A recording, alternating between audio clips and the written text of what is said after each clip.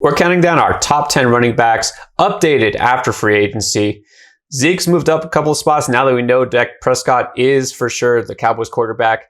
We've got a change in our rankings as well. Jonathan Taylor not making an appearance because Marlon Mack is re-signed in Indianapolis. So Chris, let's start off with number 10. Who is it?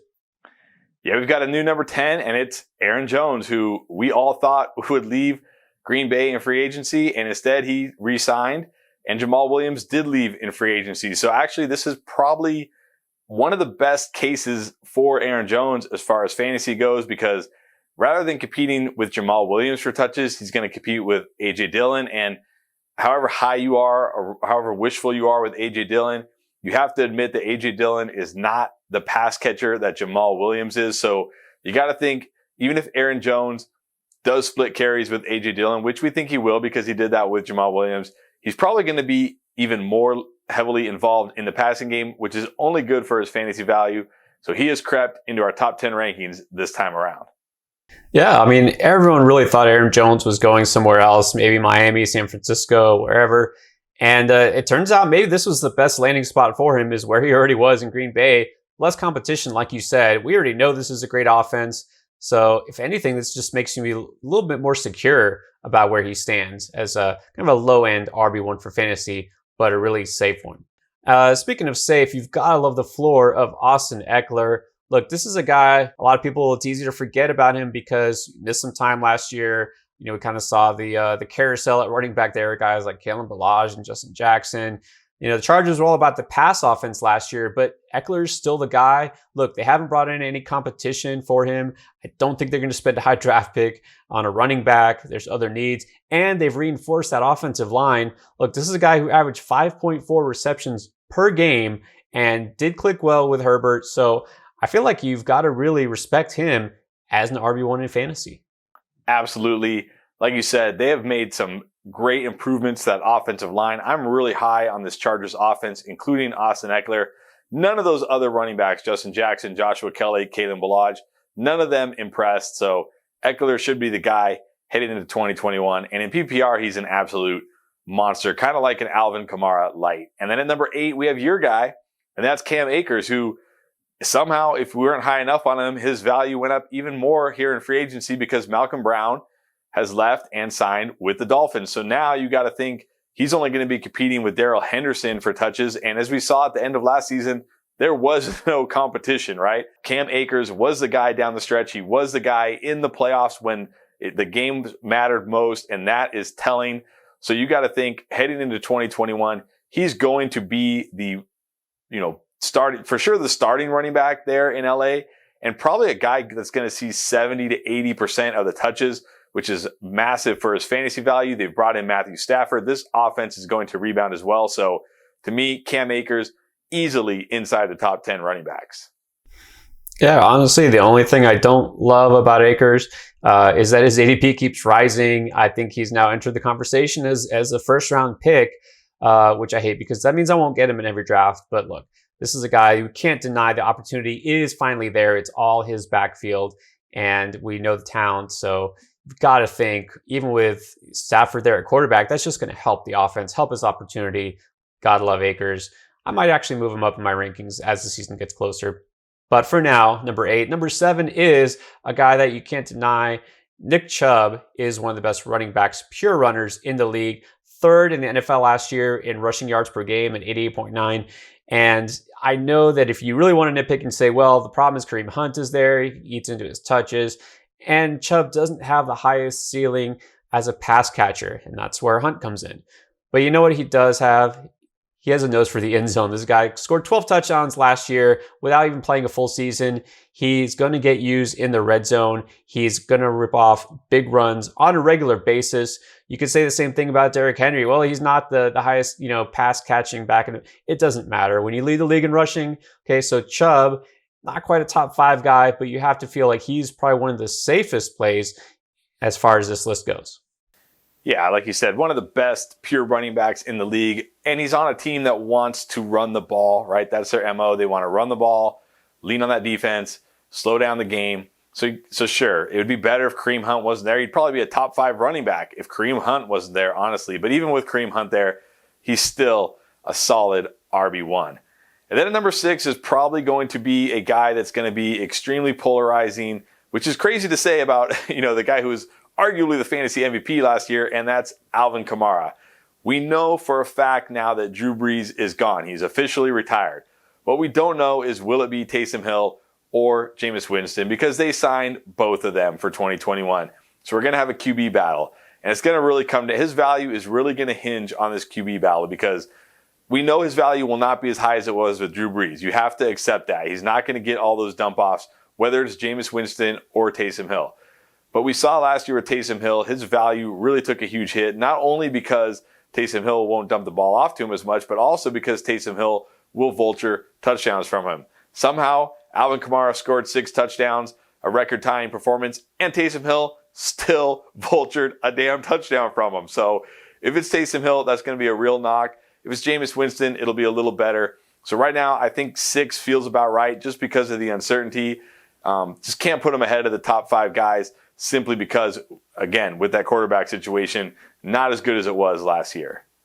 Yeah, and you said it exactly. We don't know. I mean, when you go into the preseason, and it's going to be all through training camp, I think we're not going to really know who the quarterback will be for the Saints. You don't want that kind of uncertainty in an offense when you're talking about your first round pick, right? You want to feel pretty secure in what you're going to get. You're going to get a first round value, or you're going to get more like a second, third round guy, someone who's going to drop from last year. So it doesn't matter what he did last year. Yeah, he was the fantasy MVP. That was 2020. Who is it going to be in 21? We don't think it's Kamara. All right, so for our next pick, talked about Zeke. He has moved up, and we have him at number 5 right now. Knowing Dak Prescott is going to be the guy, he's going to be back to start the season. Look, let's not forget that for the first 5 games of the 2020 season, when Dak Prescott was there in full effect, Zeke was his usual self. He was averaging 107 total yards per game and a touchdown per game. All right, actually more. He had 6 touchdowns in 5 games. He was doing exactly what we had hoped and expected him to do. And then, of course, everything kind of went downhill from there. But why should it be any different this year? Look, it's going to be back to the same Cowboys offense. They should reinforce that offensive line. Zeke is going to fall unfairly in drafts. And look, if you get him the last half of the first round, you might be getting yourself a bargain. Yeah, again, we've talked about it a lot. This was a guy that was a consensus top 5 pick. Basically, he's been a consensus top 5 pick ever since his rookie year. And then he has 1 year where Dak Prescott goes down. They get terrible quarterback play. And now he's being drafted, in that almost outside the top 10. And that's just crazy to me. I think he's going to have a huge bounce back year. 5 might even be a little low, but it's hard to put him over the next 4 guys. And at number 4, we have Derrick Henry, who, just defies the odds year after year, doesn't catch any passes. It doesn't matter. He runs for 2,000 yards. He scores 100 touchdowns. He racks up 300 plus carries. Does not matter. He just keeps going, just keeps rumbling along. I mean, what can you say here about Derrick Henry? The situation's basically the same. Ryan Tannehill at quarterback, A.J. Brown at wide receiver. Okay, Jonnu Smith is gone and Corey Davis is gone, but I don't think that impacts Derrick Henry one bit. As long as he can stay healthy, he should be a lock for, 13, 14, 1,500 yards and 10 plus touchdowns. So he's our number 4 running back. Yeah, and you could even argue with those guys in the passing game gone, they're just going to lean more on Henry if that's even possible. Look, if anybody came to me and said, Derrick Henry should be the number 1 running back, I got nothing for you. I can't argue against that. Of course, by far leading the league in rushing. He's yet to break down. The only reason why we continue to say he isn't the number 1 guy is he just doesn't have that pass catching ceiling like some of the guys we're about to talk about. But also, look, at some point, he's got to sort of break down, doesn't he? Maybe not. All right, let's go to number 3. And a guy who was taken number 1 overall in a lot of drafts last year. Unfortunately, that's Saquon Barkley. Where do we put him this year? Well, right now we kind of have to put him number 3. I get it if you have him behind Henry, but look, we know what his upside is. We know what he can do. Not a lot to look at from last year because, of course, he missed pretty much the entire season. You've got to think, though, this Giants offense will be better, not just with him back, but signing Kenny Golladay, that's just going to help the passing game. Look, Joe Judge was in his first year as a coach. I think he's got to have a better grasp on the team. Things will kind of come together. The Giants were a little bit snake-bitten last year. That defense looked pretty good, though, Judge being more of a defensive-minded guy. So you think that's good for the running game. I feel like if you're taking Barkley top 3, you're still getting pretty good value. Yeah, and the Giants have actually improved that defense through free agency here recently. So I think the MO, the game plan for the Giants is going to be lean on that defense, run the ball a lot, hide Daniel Jones as much as they can. And that's good for Saquon Barkley. And we know he's involved not only in the running game, but in the passing game. And look, Wayne Gallman was a borderline RB2 last year when Barkley was out. If Wayne Gallman can be an RB2 in this offense, there's no reason to think Barkley can't be back to what he was before that injury, which is a top 2 or 3 running back. But he can't be in the top 2 just because I think these guys are head and shoulders above the rest. And at number 2, we have Dalvin Cook, who, if it wasn't for Alvin Kamara, he probably would have been the fantasy MVP last season. This guy is a beast. He, again, another guy who gets all the work on his team. He catches passes. He scores touchdowns. He runs for a ton of yards. He does everything you want in a fantasy running back. There's really nothing to say here about Dalvin Cook that I can argue against taking Dalvin Cook at number 2. I mean, the only thing might be, he gets dinged up from time to time, but all running backs get dinged up from time to time. So clear number 2 running back is Dalvin Cook. Yeah, with Cook, really the only concern or knock against him last year was the injury history. And, well, we can forget that now, right? There's plenty of other running backs we just talked about who have had injuries more recently than Cook. He showed that he can be the bell cow, and there's absolutely no reason he shouldn't be the number 2 guy, because you've got to feel a little bit safer about what he did compared to Barkley, who we just talked about. But the number 1 guy is still the same pretty much as last year, and that's Christian McCaffrey. Try to argue against him. Look, you know that he's going to be one of the league leaders all positions in receptions and yardage, and he's a really good running back too.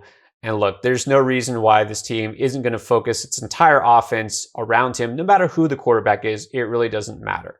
So McCaffrey, I know the one issue is, of course, he didn't play a lot of last year, but we know that the issue isn't that he just physically couldn't go out there. He was so banged up. They really, really slow played him along and kind of stretched it out, dragged it out, and played it extra safe with him because they didn't want to harm their investment. There's nothing wrong with McCaffrey. He will be 100% come opening day. So I think that McCaffrey has to be the number 1 guy. Yeah, and kind of like Wayne Gallman there in New York, Mike Davis was an RB1 with McCaffrey out. And McCaffrey, when he played, he averaged more fantasy points than anybody in fantasy football last year. He didn't score less than 25 fantasy points. He's the clear number 1 running back going into 20. He's the clear number 1 fantasy football player going into 2021. Don't talk yourself out of it. Just draft Christian McCaffrey. Yeah, sometimes we don't want to overthink these things. All right, number 1 player is still the Christian McCaffrey. But what about the rest of our list? Agree, disagree? You think Jonathan Taylor does belong in there? Try to talk us out of it. Hit us up with a comment here. If you like what you saw, give us a thumbs up. And of course, if you haven't hit subscribe, do that right now. We'll be here all off season long, adjusting our rankings and breaking down each and every position to help you win in 2021. All right, thanks for watching.